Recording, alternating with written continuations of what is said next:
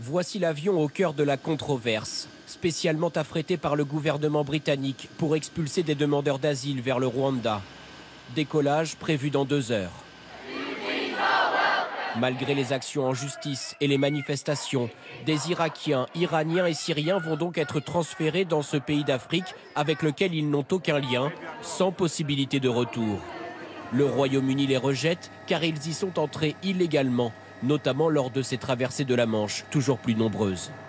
Ces Sri Lankais sont pris de panique à l'idée d'être envoyés au Rwanda.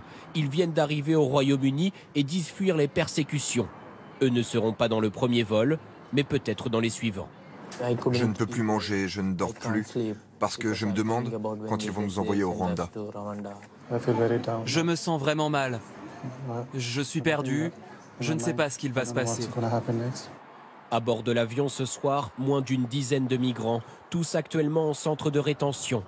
Des recours ont annulé des dizaines d'autres départs. Mais Boris Johnson assume sa nouvelle politique pour décourager les traversées de la Manche. Nous devions trouver une solution qui fasse preuve d'humanité et de compassion. C'est la bonne chose à faire. Nous devions arrêter le business des passeurs. Pour convaincre le Rwanda d'accueillir les demandeurs d'asile, le Royaume-Uni a versé 140 millions d'euros pour 5 ans. Notre équipe s'est rendue à Kigali, dans l'un des hôtels où les migrants seront logés et nourris gratuitement. Vous le voyez, les chambres sont prêtes. Celle-ci est pour 2 personnes.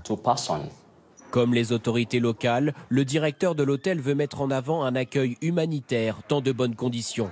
Ici, ce n'est pas une prison, pas un centre de rétention. Nous sommes un hôtel et ça marche comme ça.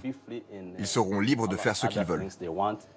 Le Rwanda est régulièrement critiqué pour ses atteintes aux droits de l'homme, notamment en matière de liberté d'expression. Son gouvernement promet que tous les demandeurs d'asile qui arrivent du Royaume-Uni recevront un titre de séjour. Ils auront également la possibilité, s'ils le souhaitent, de regagner le pays dont ils sont originaires.